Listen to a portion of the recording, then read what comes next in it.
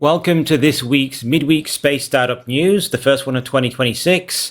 If you've not seen one of these videos before, I go over space articles I find on websites, blogs, or social media posts that are topical and recent, and I just discuss them. So first of all, you can follow us on X at Space Startup Hub, and I post my videos there and sometimes reply and post other content there as well. So anyway, let's get into the first article this week. And this is an article I saw on the Space Review, and it's on the possibility of using Blue Origin's Mark 1 lunar lander as the first manned mission to the moon. So this image is the Blue Origin Mark 1, which is a cargo lander that can land 3 tons on the moon. But potentially it could be reused or could be repurposed to carry crew.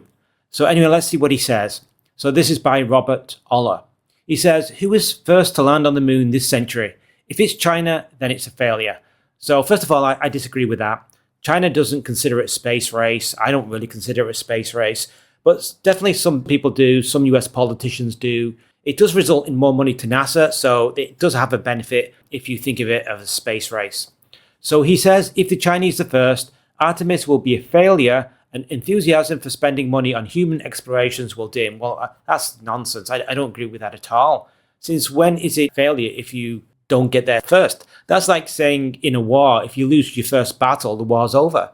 No, it's not. It's just begun. I did a video on the space race 2.0, and I called it the tortoise and the hare. I use that analogy. In that story, the tortoise wins eventually, right? So it is not a question who gets there first. Who can sustain the pace? NASA, under the Artemis program, has a sustainable concept of returning to the moon. It's return to the moon and live off the lunar resources. The Chinese is a command economy. It's a top-down mission, just like Apollo. It's Apollo Redux. It's not about innovation or new technology. It's just brute force. So I think America will win in the end, even if they're not first. So he says failure will be asymptomatic of American decline. I disagree with that. On the surface, it will be the first time using the new spacesuits. That's true. Axiom Space is providing the Artemis spacesuits, a critical asset. It has to work, otherwise the manned missions can't take place. The plan is risky, even if it becomes possible. Yes, traveling in space is risky. That's what's needed to push the frontier forward. You have to take risk, as long as it's calculated risk, and you do everything you can to make it safe. The time for studies is over. It's time to act. I agree with that. Decide now to shift course and place the bet with Blue Origin and its Blue Moon Mark 1 lander. Well, we'll see. I mean, there's no reason that both SpaceX with the Starship and Blue Origin can't compete. I mean, they are competing at the moment, but Blue Origin proposed the Mark 2. See if it can be speeded up by using the Mark 1 instead, which is closer to launching. Blue Origin will attempt an uncrewed Blue Moon Mark 1 lunar landing early this year. Yes, that will be happening hopefully in the first quarter of this year, and it will be landing on the rim of Shackleton Crater. Issue a federal contract for a version using the payload capability to carry humans. This is definitely possible. It's hard because you've got 3 tons, but it is possible to send humans to the moon using a Blue Moon Mark 1. The long pole in this tent is putting everything needed into a 3-ton shoe, original lunar module ascent stage, and the dry mass of the Cygnus cargo containers as a guide clever engineering can conquer.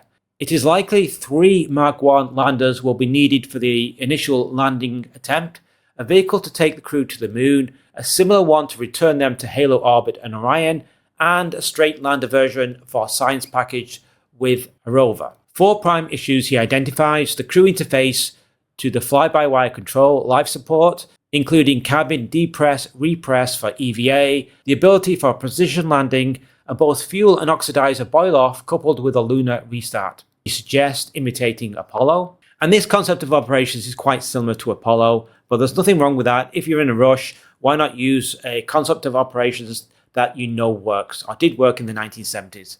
The life support system can be stressed through automated processes and landing techniques verified. Vehicle will demonstrate a full-scale thermal and power verification. In other words, a dress rehearsal like Apollo 10. Then he says Starliner should have proven itself in the crewed version. I don't think we should be using Starliner at all. I don't know why he even suggests that. You've got the Crew Dragon, you've got Cargo Dragon. I don't think there's any reason to use Starliner. During 2027, the federal government should commit to buying at least 2 or 3 Mark I assume he means Mark 1 landers, to check out sites of interest for human landing.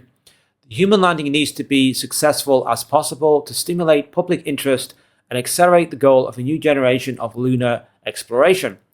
And then he says Artemis 2 flies in early 2026, so the lunar attempt would come either late in 2027 or early in 2028. And he says put 3 people on the landing. So that is the article, which is very interesting. There's some things I agree with and some things I disagree with. I disagree with the idea that it's a race, or at least that it has to be a race. And even if it is a race, just because you don't get there first doesn't mean you've lost. I think NASA's approach of a sustainable return to the moon is a much, much better concept than China's, which is just a top-down, bureaucratic, just spend all the money that's needed. I don't think that's a good approach. That's Apollo. NASA's approach, using a lot of space startups, a lot of new technology, is the better approach, and they will win in the end, even if they don't get there first. So this is the Blue Origin Mark 1 lunar lander. You can see Jeff Bezos right there in the middle, and it's ready to be launched on a New Glenn rocket, and it should launch in the first quarter of 2026, so in the next couple of months. And as I said, it should be heading to the rim of Shackleton Crater, which is interesting because a Chinese lander will also be heading to the rim of Shackleton Crater in 2026.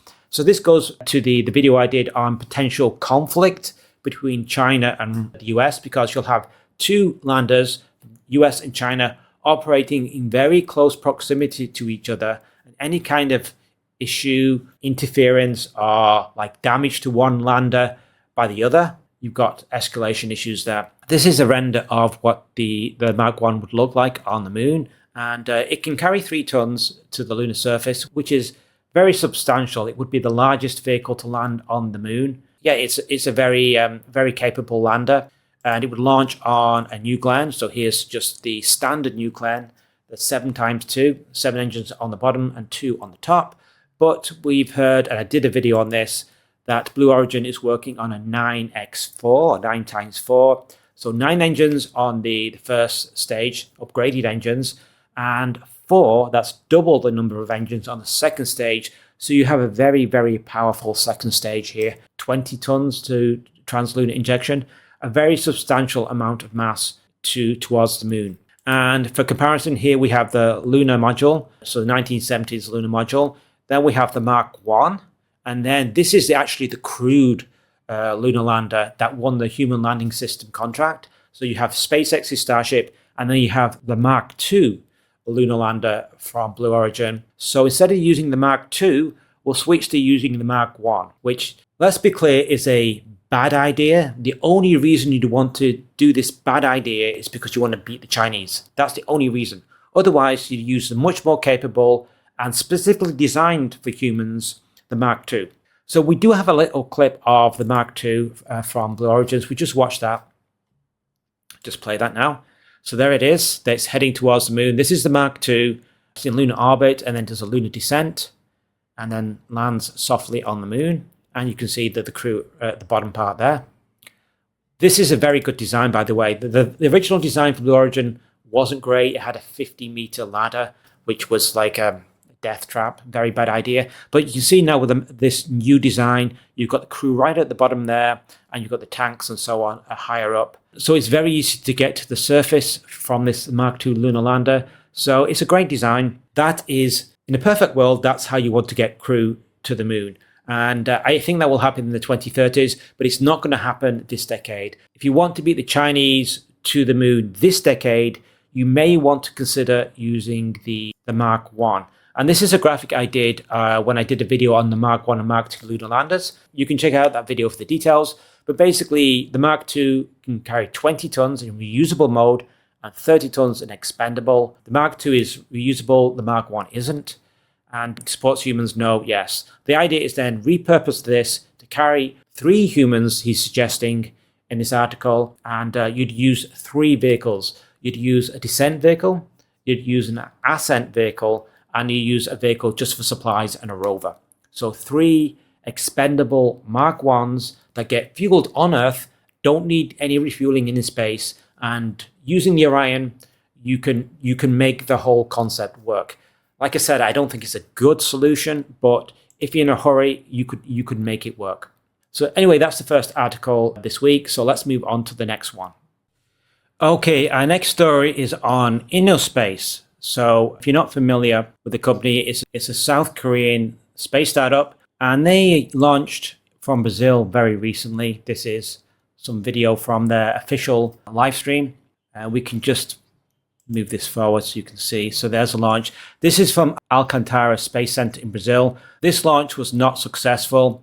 You can't really see much because it goes into the clouds, and then after that, the live stream is cut short. So that's all we see, but by freezing there is about a second where it looks like there's an explosion, and here's a screenshot from the live stream, and as you can see, the vehicle explodes, and it's around about max Q. So I think I speculated previously it could be a structural issue, but we don't really know. But we do now have this article that has some quotes from the company. So let's just read the article, and this is from Space News. So it says, InnoSpace plans second launch in 2026 after failure of first Hanbit-Nano rocket. So InnoSpace said it will attempt a second launch of its small rocket in the first half of 2026. And it says the Hanbit-Nano rocket lifted off from Alcantara Space Center in Brazil, carrying 8 small satellites and hosted payloads from Brazil, India, and South Korea. There's a quote here: "We experienced an anomaly during the flight," and then the webcast then ended. So we have from InnoSpace Chief Executive So-Jung Kim said that the rocket's first stage ignited normally. However, approximately 30 seconds after liftoff, an anomaly occurred in the vehicle due to an unknown cause, and the launch vehicle fell within the pre-established ground safety zone. Kim did not provide details about the cause of the failure. "We plan to conduct further verification quickly and, after a thorough improvement process, attempt another commercial launch in the first half of next year." And we have some more quotes here. He says, "Although this launch did not achieve the planned final outcome, the successful collection of flight, propulsion, and operational data that can only be obtained in a real flight environment is a very important achievement," he said. "We believe this experience will serve as an important foundation for increasing the probability of success in the next launch." So that is the article. It's not surprising that on the very first launch of a brand new rocket from a space startup, there should be issues. It's almost guaranteed there's going to be problems. So they did get a lot of operational data, and they're going to try again in the first half of this year. So that's very good news. They're doing well. I think there's a bright future for InnoSpace. They just have to figure out what the problem was and attempt the second launch. And hopefully that will be the first half of this year. Okay, our final story this week is on SpaceForge, and they've just managed to heat a furnace to over 1,000 degrees in space, which is a requirement for manufacturing advanced materials in space. So let's first of all read the article, and this is from the BBC. If we just bring it up, there it is. So UK company sends factory with a 1,000-degree furnace into space. SpaceForge has sent a microwave-sized factory into orbit and have demonstrated that its furnace can be switched on and reach temperatures of over 1,000 degrees Celsius. They plan to manufacture materials for semiconductors. When they are being manufactured in a weightless environment, those atoms line up absolutely perfectly. So the advantage of space is doing it in space is you can keep the materials contained so they don't touch the outside of the containers and get contaminated. And also there's no sedimentation. So you get these perfect structures where every atom's exactly where you want it. And that basically means the material performs better, it's stronger, and there's less resistance. So it's perfect for semiconductors and advanced alloys. So they're going to say the purer and more ordered a semiconductor is, the better it works. The work that we're doing now is allowing us to create semiconductors up to 4,000 times purer in space than we can currently make here today, says Josh Weston, CEO of SpaceForge. And in this image, you can see actually there's, if you look at the background image, you can actually see plasma. So this is the furnace, and there's a camera inside. They've reached temperatures of over 1,000 degrees. Veronica Vera, the company's payload operations lead, shows us an image that the satellite beamed back from space. It's taken from the inside of the furnace and shows plasma, that's gas heated to about 1,000 degrees Celsius, glowing brightly. She told us seeing the image was one of the most exciting moments of my life.